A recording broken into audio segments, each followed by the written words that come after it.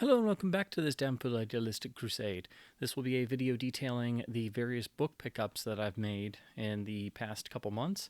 We'll start with a number of character novels, various characters I collected, and sort of getting into tie-ins, and then the next thing will of course be a number of movie and television tie-ins. So these first four are tied to various characters. The first is actually an original story based around the classic characters from the Avengers series of Steed and Peel. And then the next two are books tied to the Arkham Knight video game, which is the third in the Arkham trilogy. So we have a novelization, which was written by Marv Wolfman, and then a book written around the game's characterization of the Riddler. And I've been trying to read through all the various Batman novels and various tie-in paperbacks and things. So these are just two more in that particular journey. This one I'm really excited about. This is Zorro and the Jaguar Warriors. This is one of a handful of paperback tie-ins that were written around the time of the characters having a rebirth of sorts in the popular consciousness after the 1998 Mask of Zorro film. So I have one or two of the others, but there are three novels, and then they did a reprinting of the original Curse of Capistrano, or as it was republished as The Mark of Zorro. So finding these paperbacks nowadays, since they're from 1998 or so to about 2000, it can get a little tricky. So I was trying to find all of them, and it was really cool to find this locally in a shop. Now, moving on to movie and TV tie-ins specifically, just when you think you've read enough of these and you're not going to find any more, lo and behold, you find some more. So on the first two, the ones for The Abyss and E.T. are very highly regarded among movie tie-ins. So I've been wanting to read these for some time. They've been on my to-get list. E.T. in particular, because it's actually written from a different perspective. So it's not quite from E.T.'s perspective fully, but that's more of the gist of what how the book reads from what I've always been told. So it looks like it's going to be a fun read.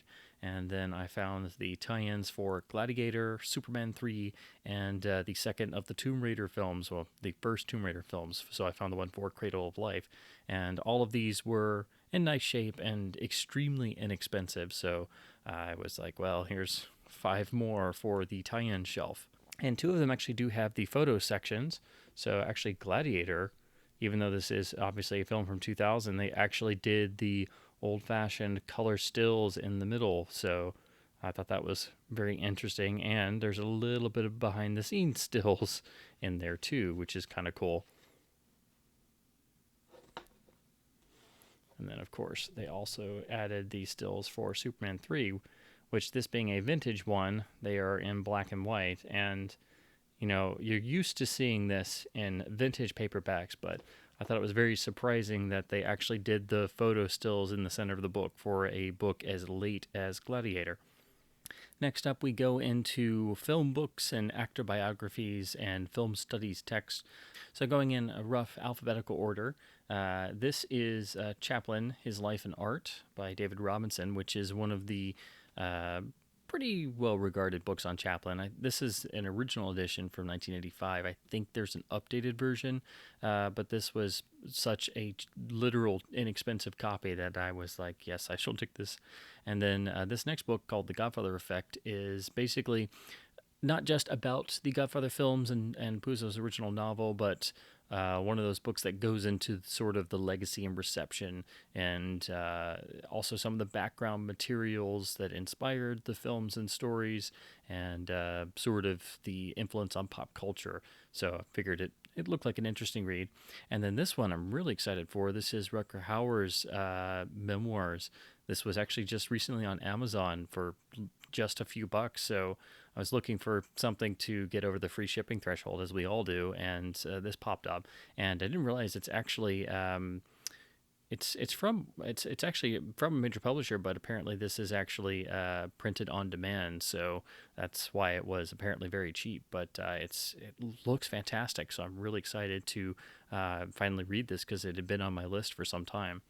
Next up are two more Hitchcock titles. This, of course, is the centennial updated version of Spodo's life. Sorry. This is the, of course, the centennial edition, the most updated version of Spodo's book on Hitchcock. The Art of Alfred Hitchcock, which is the good Spoto book because it's not a bunch of crap like Dark Side of Genius is.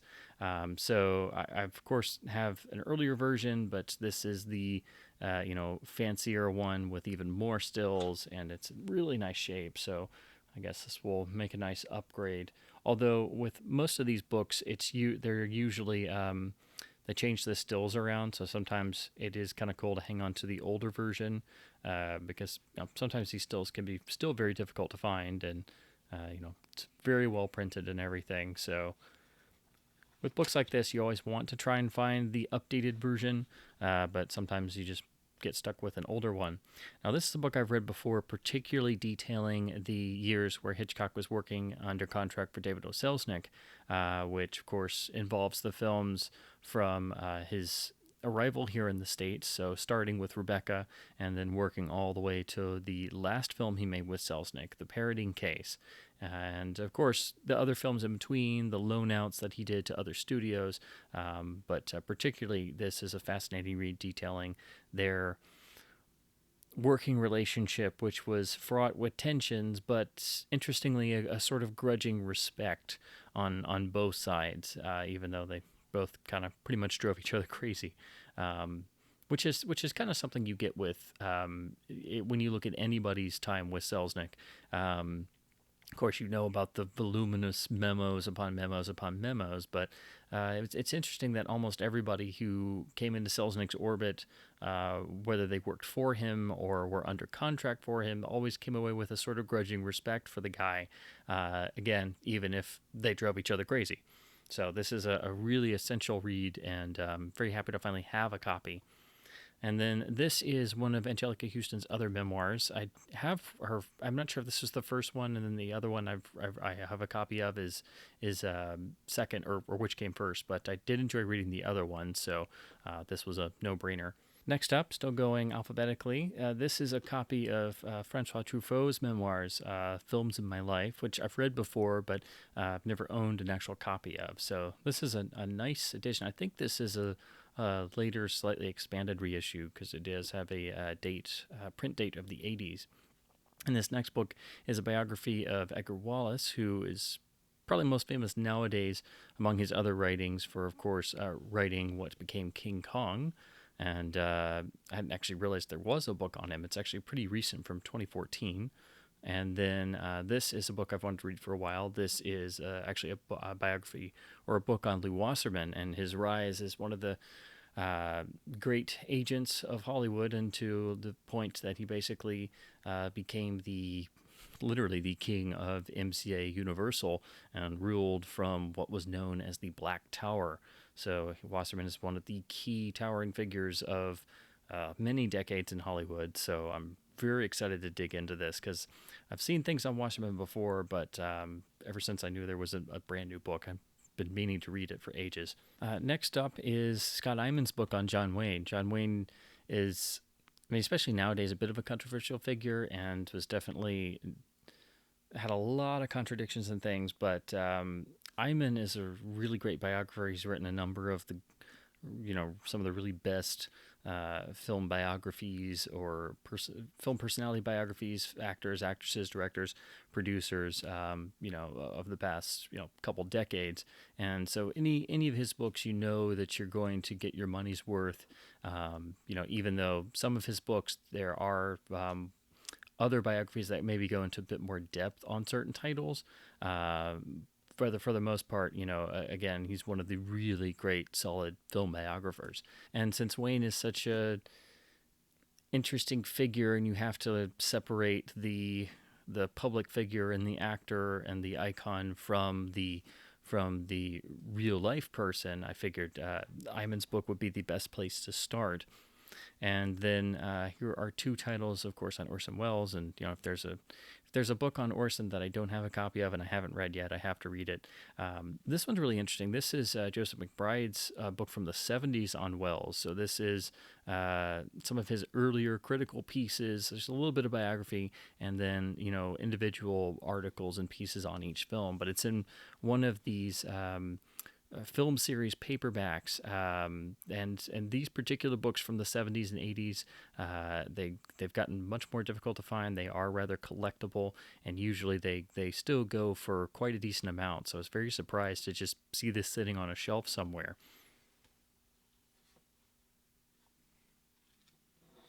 And of course, it's just jam-packed with stills. All these little cinema books from the mid to late 70s like this usually are just chock full of really great writing, which at the point in time these were made, really set a lot of groundwork for what became, scholarship for these figures later on. And then this book I just picked up because it was in a dollar bin, and it seems like it's anecdotes and stories about Wells. I'm not sure if it's I'm sure a lot of it's going to be ground I've already covered in other biographies and things. But again, it was just too pretty to resist. And again, if there's a book on Orson, I'll read it. That's just how it's going to go. And then speaking of that, I never owned a copy of David Thompson's book on Wells called Rosebud, which of course is Thompson's biography of Wells. I read this a number of years ago. As a biography, it kind of tries to take more of a, I'm trying to think of the right words, maybe slightly more of a poetic tone instead of a factual tone. But I have wanted to reread it for a while, and I've always loved the cover design and the sort of tinted brown look they gave to this shot of Wells. So now I finally own my own copy. And then this is a book of film theory called The Hollywood Eye, which has a lot of just some really great blurbs from some pretty big names like Robert Redford and Gordon Willis, and is loaded with stills, and there's even a little mention of Bond, of course. It's sort of, it discusses a little bit of editing, a little bit of composition, just kind of a lot of interesting general stuff. And again, this was in a dollar bin, so again, I see Gordon Willis on the back, and I see a still of Goldfinger inside. So I'm like, yes, I will take this and read this, and then I will go from there. But yeah, it just looked too good to pass up. And I found 3 music books to add to the music shelf. So this book I've wanted to read for a while, just never got around to it. So this is Scott Weiland's memoir, Not Dead, Not for Sale. And I've always been a big STP fan, and it's still really sad that he died at the age that he did. But I know this book was written a number of years before that, but I've been meaning to read it for ages, so finally got a copy. Now, this was a really interesting find. This is literally called A Decade of the Who. This is from 1977. It's a British publication that basically is sort of a scrapbook of photos, articles about the Who, really nice stills, and then a lot of actual music analysis and then actual sheet music, which is really interesting. So as you can see, individual songs are cataloged here with the actual sheet music, and literally, I mean, I'd heard of this before. I'd seen a picture of the cover, but I'd never actually seen, what the contents were. I thought it was just, maybe a book of stills, but I mean, this is just really, really interesting, and just jam-packed with stuff. And again, I do believe this was only published in Britain. I don't think there's an American version. But basically, it gives sort of chronicling of the band up to this point, and then pretty much through the Quadrophenia period in 73. So this was published sometime in the mid-70s. But yeah, really interesting. And I couldn't believe this was, floating around a bookshop. So again, just goes to show you never know what's going to turn up. And then last for music, this is a book I've read several times in libraries. This is the big U2 coffee table book, U2 by U2. And of course, fans devoured this when it came out. And it's a really fun experience because it's written, by the band members themselves, and it's in the conversational style tone. But it's a big coffee table book, so it was rather expensive, and I just never got my own copy. And of course, being a coffee table book, it doesn't fit on shelves and stuff. So I was very surprised to find this in the local shop, and it was marked down severely because the cover is a little dinged up, but condition-wise, it's fine. And so I was able to get the original hardcover version. There's a soft cover paperback that isn't, it's a little bit smaller, so it's not quite as impressive. So yeah, this was literally $1. So I was like, I can live with the dust jacket being a little dinged up, and this is one of those books. Being a fan of the band, it's nice to go back to and reread and just totally bask in all the imagery again. There's a couple of books like this. There's The Doors by The Doors. There's the Big Pink Clash book. So but this one I think is the most extensive out of this type of book that I've ever seen, and it goes through the chronology up until the time the book was written, which was, I believe, this came out like 2006 or so, if I'm remembering correctly. So of course, obviously there could be a further edition at this point in time, but just beautifully put together and still in quite nice shape. So I was like, yes, I will take this for $1. So this was a book I wasn't even really aware of until I spotted it. So this is actually the illustrated screenplay for Raiders of the Lost Ark, and it is just beautiful. It's jam-packed with still storyboards, practically every page, not just finished ones, but all the rough ones, and some are printed large. I mean, it is just beautiful to look at. I had no idea this existed, really. I'd seen a picture of it before, but it just never dawned on me how awesome this would be. But it's just, I mean, wow. And all the storyboards are full, and you can see the scope dimensions on some. Look at that. That's just, oh man, that is fantastic. So yes, this, yeah, you're not getting anything by having a version of the script in your hands, but having it this way with all of these storyboards, and then the full illustrations. This is a must for any Raiders fan. This is a must for any Indiana Jones collection. Just wow. I don't know. I don't think there are ones for Temple and Crusade. I don't know. There might be one for Temple. I'm not sure, but this is just beautiful. Just wow. So again, outside of that, that's all it is. There's nothing else as a bonus here. There is a little intro from Spielberg himself, of course, but just absolutely beautiful. If you ever see a copy of this, pick one up for yourself. It's beautiful. The illustrations, of course, aren't in color as they are here on the back. That would probably make it even better. But most storyboards are black and white anyway. But I couldn't not get this. It was also dirt cheap. I couldn't believe it. It just never dawned on me how awesome this thing would be. I've never held a copy in my hands before. So yes, I had to pick up the illustrated screenplay of Raiders of the Lost Ark. And then, of course, I also had to get this because it was also literally dirt cheap. This is in the Black Lizard Big Book series, Black Lizard being the great crime detective fiction imprint.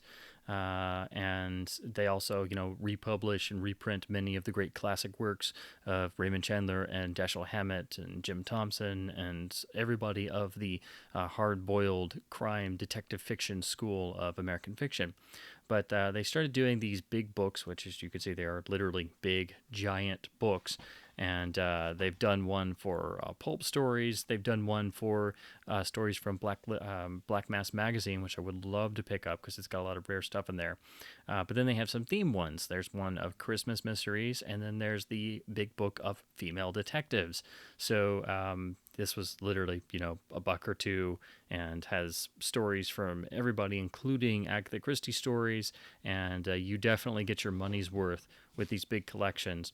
It's a paperback series, so obviously that means they are, a little flimsier than a hardback would be, but I have the pulp one of this series, and it's held up really well, so I was always impressed with that. So I've wanted to get the Black Mask one, but this one was super cheap, and I'm always up for anything with, a great spunky heroine, especially, heroines, solving crimes. So it just looked like a lot of fun. And, for $2, it's like, I can't believe this, that somebody mispriced this. So I grabbed this as well because I am a giant fan of the Black Lizard imprint and have a great number of their reprintings as well.